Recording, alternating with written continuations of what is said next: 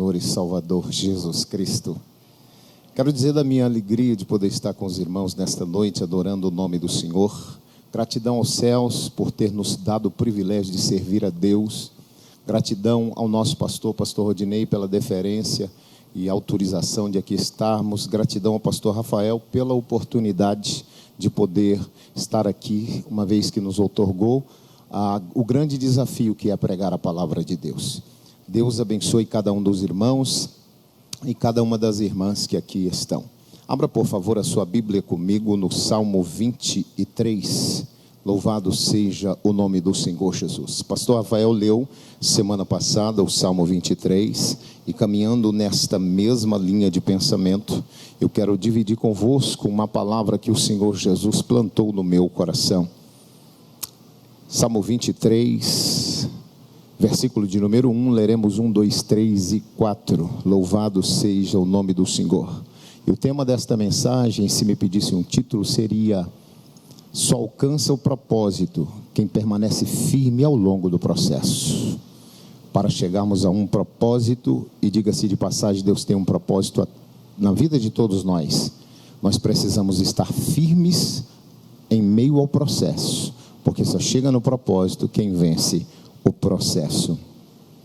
Salmo 23, versículo de número 1, acreditando que todos encontraram, passo a ler o texto sagrado. O Senhor é o meu pastor, nada me faltará.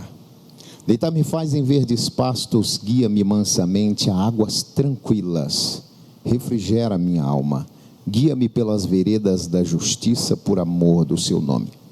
Ainda que eu andasse pelo vale da sombra da morte, não temeria mal algum, porque tu estás comigo, a tua vara e o teu cajado me consolam. ênfase no versículo de número 4, parte A. Ainda que eu andasse pelo vale da sombra da morte, não temeria mal algum, porque tu estás comigo. Amém? Senhor Jesus, em nome do Senhor, eu coloco a minha vida diante do Senhor, sabendo que tudo é teu, meu Pai. A igreja é tua, o povo é teu, a palavra é tua, nossa vida é tua. Portanto, Senhor, permita que saia dos meus lábios somente palavras de bênção direcionadas pelo teu Espírito Santo. Não permita que saia sequer uma palavra dos meus lábios que não seja na aprovação e na direção do Senhor. E que a tua palavra hoje, como boa semente, encontre um terreno fértil, onde ela caia, venha germinar, cresça, floresça e dê frutos para a glória do teu nome santo. Em nome de Jesus. Meus amados irmãos, Davi fora um pastor de ovelhas. E a linguagem que ele usa nesse salmo é tida e a vida como uma linguagem pastoril, uma linguagem própria de um pastor. Davi usa aqui a figura do pastor e da ovelha para nos ensinar algumas lições. A tradição judaica vai dizer que Davi escreve o Salmo 23 um dia antes de ser coroado rei sobre todo Israel. De sorte que o Salmo 23 não é outra coisa senão uma retrospectiva, é um olhar para trás, é Davi visualizando a sua trajetória para chegar no objetivo de Deus, que era torná-lo rei sobre todo Israel. Davi foi chamado para a glória de Deus aos 13, 14 anos de idade, segundo a história, e ele estava na casa de seu pai, era o menor da sua casa. Na cultura judaica, o menor é o filho mais moço, o maior é tido como o mais velho. Então, quando Samuel chega na casa de Davi, o seu pai, agora Jessé, apresenta o filho mais velho, porque era de costume apresentar o filho mais velho, o maior da casa, para cumprir algum propósito. Porém, ao passar todos os irmãos de Davi, a Bíblia vai dizer que Deus separa e manda chamar o menor da casa e o coloca de joelhos no centro da sua casa, e Davi recebe a primeira unção da sua vida. Davi recebeu 3 unções pelo menos. Então Davi sai dali ungido, separado, e sobre ele pesa uma promessa. Qual era a promessa de Deus? Ser rei sobre todo Israel, reinar sobre o povo de Deus, dirigindo ao povo de Deus dentro daquilo que eram as campanhas militares, dentro daquilo que era a vida espiritual, dentro daquilo que era a vida social. O rei era um instrumento de Deus, um líder, um coordenador para levar o povo para a vitória por intermédio da ajuda de Deus e por intermédio da instrumentalidade da própria pessoa do rei. Então Davi agora, ele recebe a promessa. Mas entenda, Davi recebe a promessa aos 13 anos de idade, mas ele não sobe ao trono aos 13 anos de idade, ele vai subir ao trono aos 30 anos de idade. Então 17 anos se passam entre a promessa e o efetivo cumprimento da promessa. A primeira lição que eu aprendo é: entre a promessa de Deus e o propósito cumprido, Deus nos fará passar por um processo. Há uma lacuna temporal, há um espaço, há um tempo próprio para que Deus trabalhe em nós, por nós, para finalmente trabalhar através de nós, segundo a sua infinita misericórdia. Davi se coloca de pé e vai pastorear as ovelhas de seu pai, cheio da graça de Deus, tomado pelo Espírito Santo. A Bíblia vai dizer que ele enfrenta um urso e enfrenta um leão que tentavam arrebatar as ovelhas de seu pai, e os vence debaixo da graça de Deus. A segunda lição que aprendo é que um crente cheio de Deus, onde ele botar o pé, é maioria absoluta para a glória do nome de Jesus. Davi vence o urso e o leão, e agora vai levar um dia marmita para os seus irmãos na guerra, enfrenta Golias. Você já conhece a história, e aos 20 anos de idade, Davi vence Golias. Golias tomba morto, um gigante de 2 metros e 92 centímetros de altura, tomba morto no campo de batalha. Davi arranca a sua cabeça, e do dia para a noite, quem era anônimo em Israel, se torna o homem mais conhecido de toda a nação judaica, uma vez que até o rei teve medo de enfrentar aquele inimigo. Mas Davi, debaixo da graça de Deus, debaixo da unção do Espírito Santo, enfrenta Golias, o vence e dá a Israel a grande vitória, de sorte que os filisteus foram embora e Israel levantou a bandeira da vitória para a glória de Deus. Davi agora é colocado como escudeiro de Saul. Escudeiro é quem carregava as armas do rei, estava ao lado do rei, na guerra ele pelejava ao lado do rei, ele estava no palácio próximo ao rei, fazia parte da comitiva do rei, estavam junto do rei. Davi então começa a ser honrado por Deus, e a Bíblia vai dizer que Deus honra tanto Davi. 1 Samuel capítulo 29, a partir do versículo 5, a Bíblia vai dizer que Davi agora é citado até pelos filisteus, quando alguém olha para Davi e diz: não é esse Davi cujo qual as mulheres e a história canta que Saul matou milhares, mas este homem matou 10 milhares? Quando os homens saíam para a guerra, era costume que as mulheres, ao esperar os seus maridos, irmãos, primos, tios, parentes, pai, todas as mulheres de Israel, quando os homens voltavam da guerra, faziam um corredor na entrada da cidade e ovacionavam a volta dos seus homens, dos heróis de guerra, para dentro da cidade. E então Davi, ao entrar na cidade ao lado do rei, o rei entra triunfante na frente, e as mulheres cantavam: Saul matou milhares. Quando Davi passa, as mulheres cantam: porém Davi matou 10 milhares. A terceira lição que eu aprendo é que quando Deus quer te honrar, não importa o local, a circunstância, a situação, o grau, a pessoa, o contexto, quando Deus quer honrar alguém, Ele abre os céus e honra esta pessoa, onde ela estiver, do jeito que ela estiver, o céu se abre e Deus honra a sua vida, porque Ele é Deus. Aleluia!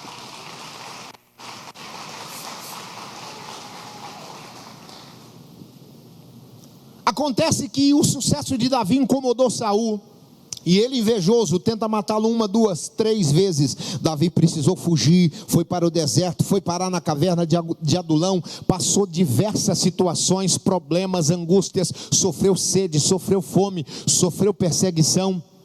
sofreu calúnias, sofreu toda sorte de abuso, toda sorte de angústia e de tristeza, e passou por todo um processo. Mas agora Davi chega a Judá, mais propriamente na cidade de Hebrom, e ali Davi recebe a segunda unção. Ele é ungido rei sobre Hebrom, e ali ele reina 7 anos e meio, até que um dia Saul morreu, e o povo desce em massa, e a Bíblia vai dizer, capítulo 17 de 1 Samuel, que desceram todas as tribos de Israel, bem como todos os anciãos, foram de Jerusalém a Hebrom, e chegando a Hebrom disseram a Davi: Saul está morto, convém que Deus agora te levante como nosso rei, porque prometido está que você assentaria no trono de Israel e governaria sobre todo Israel. Davi então recebe a terceira unção, a unção como rei sobre todo Israel.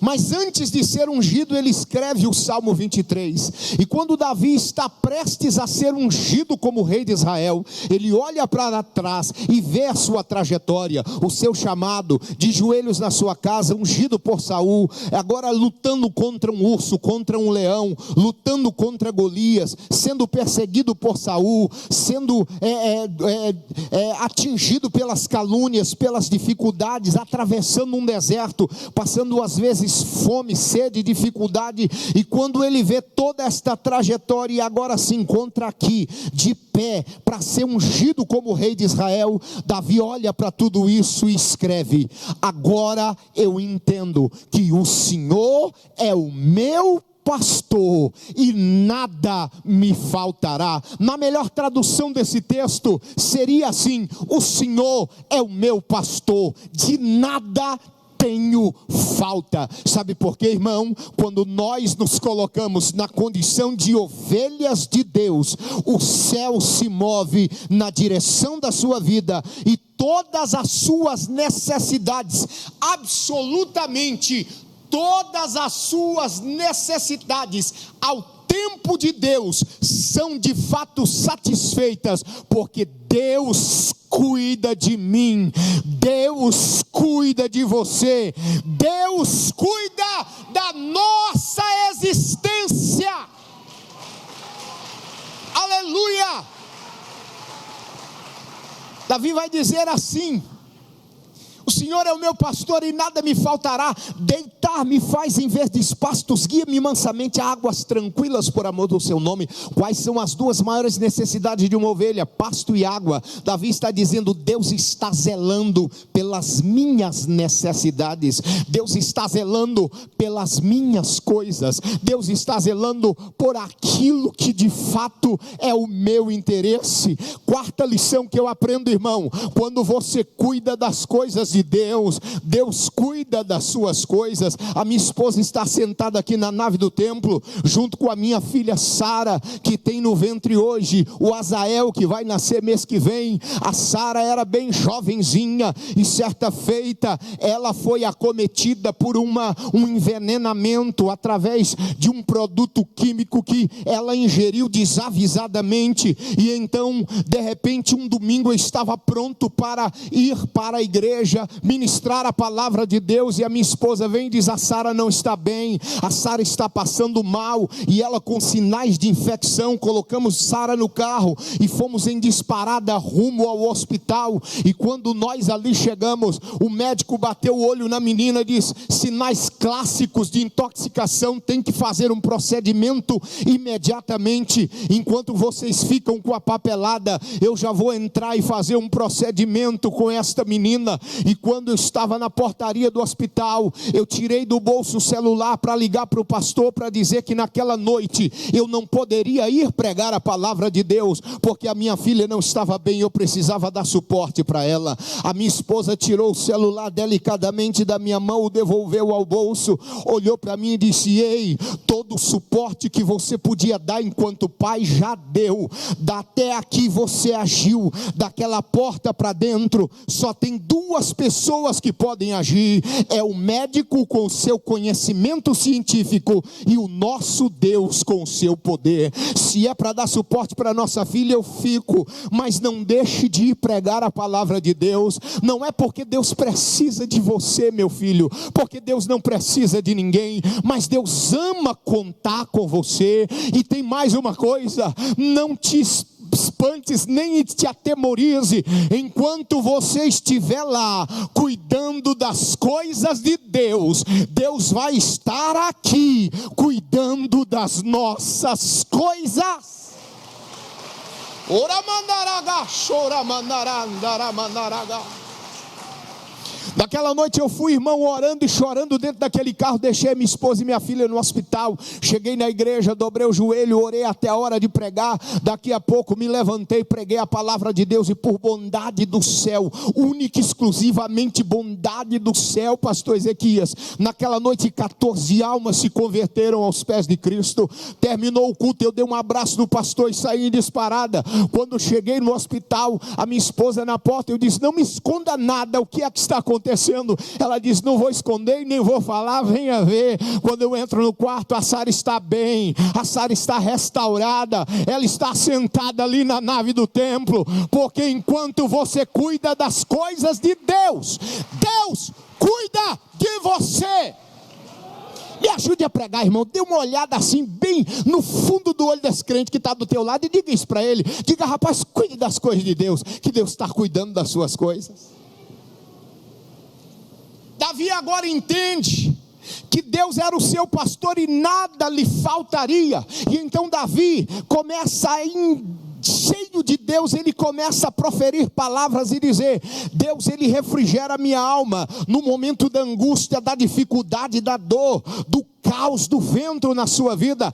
A palavra refrigerar, no original da língua grega, significa literalmente apagar o incêndio. Eu não sei você, mas já teve dias que eu entrei na nave do templo com tanto problema, com tanta dificuldade, a angústia tomando conta, que às vezes dobrava o joelho no banco, na cadeira para orar, e a oração não conseguia sair da boca, porque a voz estava embargada, a oração saía dos olhos em forma de lágrima. Mas foi passando o culto, de repente veio um louvor, 2 louvores, 3 louvores, Deus começou a mover a alma, o coração, a graça de Deus foi derramando, aquela angústia, aquele incêndio, aquele fogaréu de angústia foi sendo aplacado pela graça. Deus refrigerou a alma, apagou o incêndio, encheu de graça, e o culto terminou em glória a Deus e aleluia. É isto que Davi está dizendo: lá na minha angústia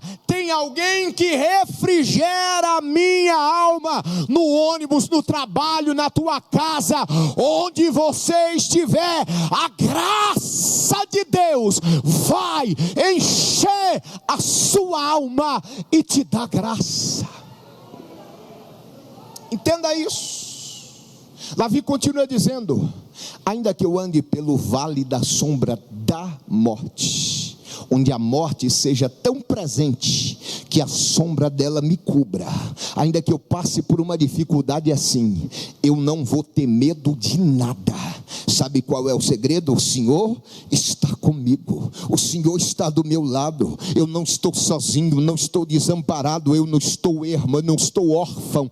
Há alguém que zela por mim, há alguém que zela por você, há alguém que te dá livramento todos os dias, há alguém que zela pela tua casa, há alguém que está cuidando do teu emprego. Na pandemia, muita gente se preocupando em perder o emprego. Irmão, o propósito de Deus na sua vida não pode ser frustrado. Se este emprego não for para você, você perderá, mas Deus abrirá outra porta. E se este emprego é seu, não tem ninguém que feche esta porta, porque Deus está zelando e Ele está do seu lado. Agora entenda uma coisa: todas as dificuldades que nós passamos são um processo de Deus para nos preparar, para nos lapidar, para chegarmos num objetivo, num propósito.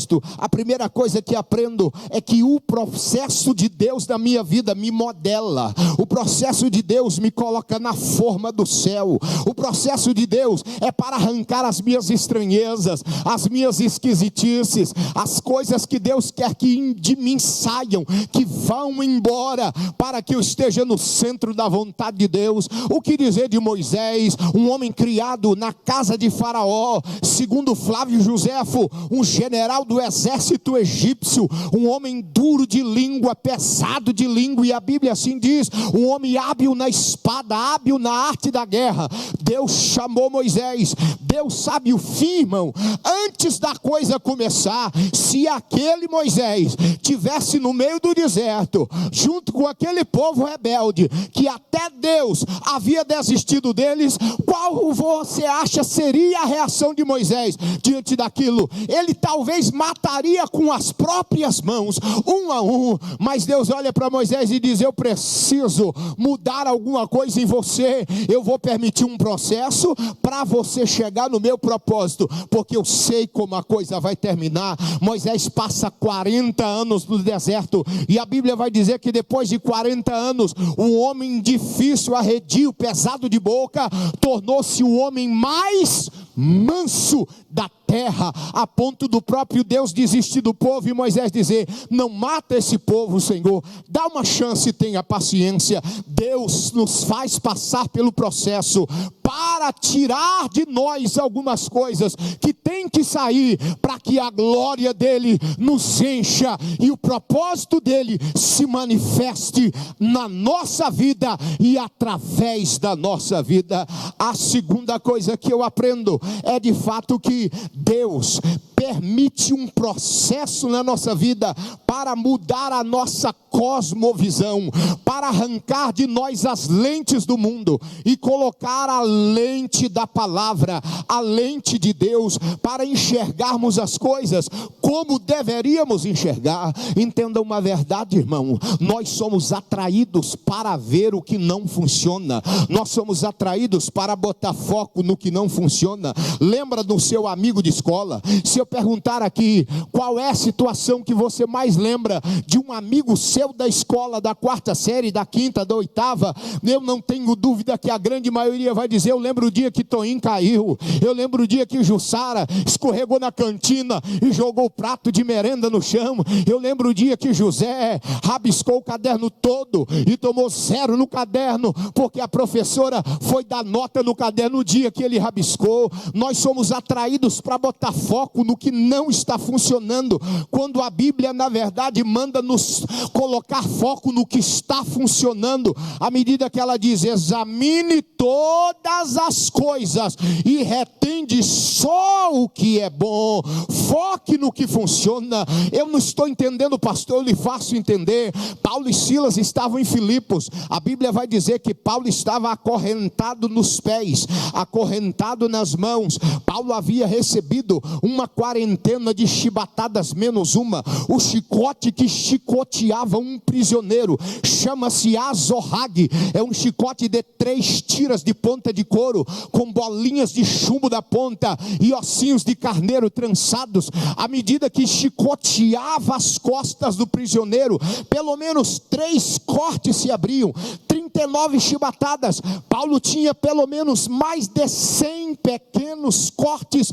nas costas, as costas retalhadas, ardidas, sangrando, os pés presos, as mãos presas. Ele num calabouço fétido, os homens urinavam, defecavam ratos, toda sorte de sujeira, não tinha direitos humanos, nem direito dos manos. Naquela época era a lei do ferro e fogo, e aí ele lá naquele ambiente insalubre, ele olha para Silas, e ao invés de uma atitude de autocomiseração dizer: Silas, nós estamos fazendo o que é certo, pregando a palavra, palavra, mas é isso que resta para nós, é esta dificuldade, estamos presos, ninguém nos vê, ninguém olha para a nossa causa, ninguém está se importando com nós, vamos desanimar. Paulo olha para Silas e diz: eu não sei você, mas eu estou com os pés amarrados, a mão amarrada, as costas ardidas e cortadas,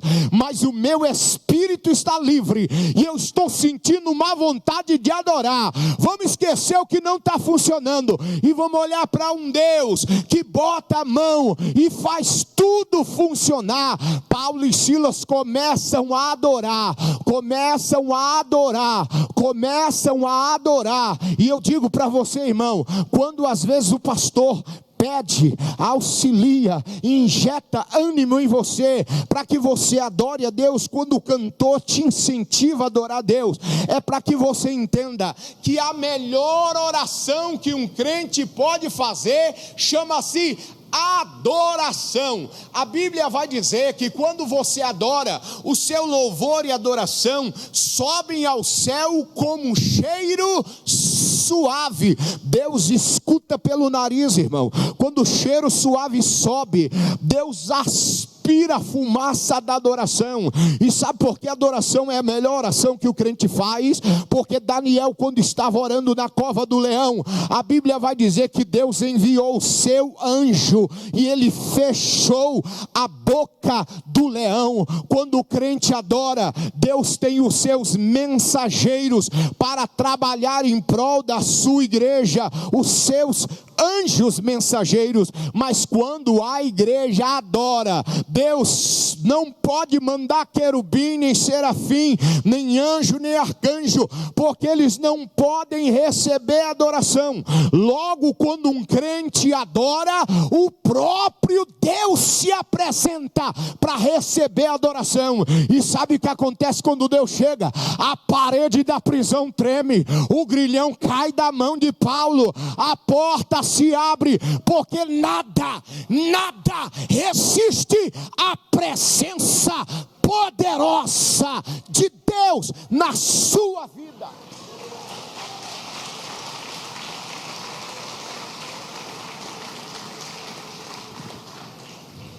Então tire o foco do que não está funcionando. Comece a focar no que está funcionando. Ao invés de dizer assim: meu emprego está ruim, diga assim: Deus vai mudar isso. Meu patrão é chato, mas ele tem uma qualidade. Ah, meu carro é velho, mas ele está te levando onde você precisa ir. Ah, meu Deus do céu, tem uma semana que eu estou comendo só ovo. Glória a Deus, na guerra é pior, irmão. Tem nada para comer. Foque naquilo que está funcionando. Abra o seu coração e Deus fará multiplicar na sua vida as suas bênçãos, vitórias e graça, porque quando nós focamos no que funciona, Deus está encarregado de nos abençoar. Terceiro lugar, caminhando para o final, quando nós entendemos o processo e nos dispomos a passar por ele, no centro da vontade de Deus, Deus aumenta a nossa fé. Deus nos chama e permite provações e dificuldades para aumentar a nossa fé, para nos dar graça, para que possamos entender o valor da fé. A fé nunca diz não, irmão. A fé faz ver o incrível, a fé faz ver o impossível, a fé faz mar abrir, a fé faz mão esquerda ganhar guerra, a fé faz um homem derrotar 300, a fé faz 300 homens botar 189 mil para correr, a fé faz coisas impossíveis, a fé faz canceroso, desenganado sair do hospital dando glória a Deus e aleluia. A minha mãe estava cancerosa, passou por um período difícil, carcinoma de células escamosas no palato mole.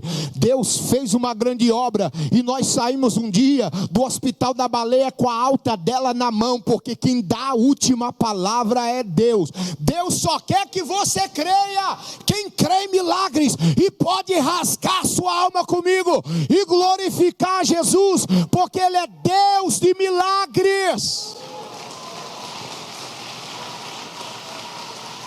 Aleluia. Deus permite processos para avivar nossa fé. A Bíblia vai dizer que Gideão foi chamado por Deus, você já conhece a história, e com 300 homens ele vai se enfrentar 189 mil midianitas. Sabe o que acontece?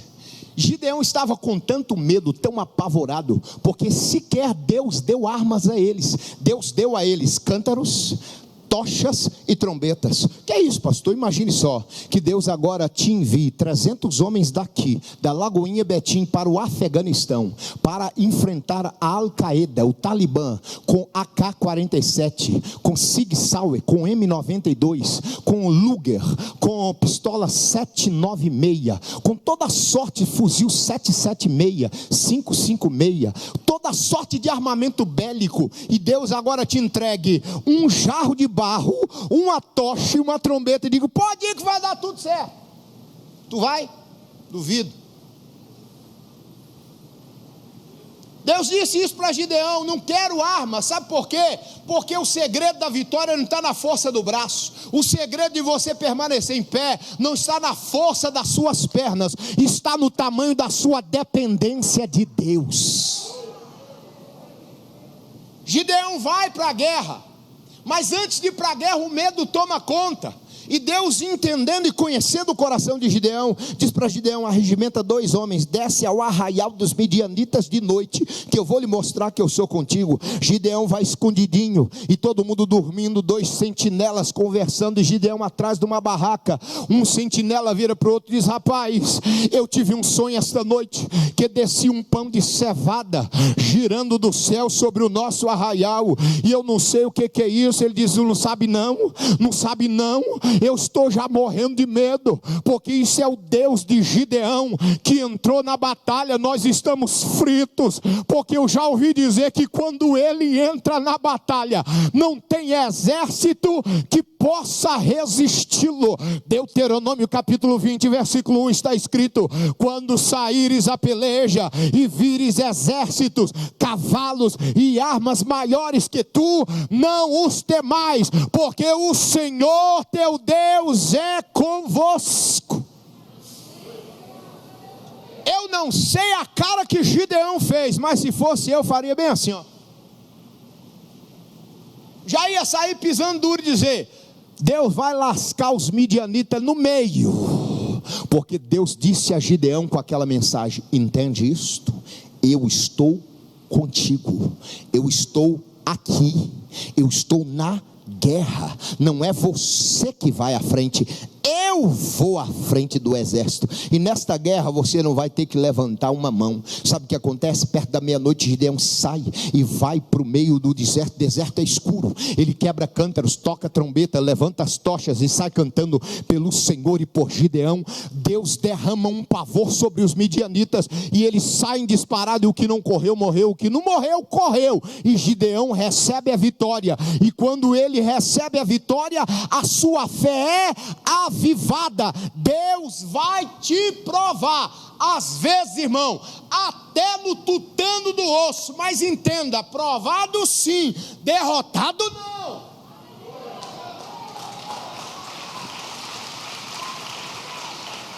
Para cada prova que Deus permitir, Ele já preparou uma vitória. Para cada processo que Ele deixar você passar, Ele já tem a diretriz para o propósito. Finalizando, quando Deus te permite passar por um processo, Deus está te chamando à comunhão com Ele, para estreitar os laços. Entenda isso, a Bíblia vai dizer que Jó era homem íntegro, fiel, que se desviava do mal, e na presença de Deus, o próprio Deus dá testemunho diante de Satanás sobre Jó.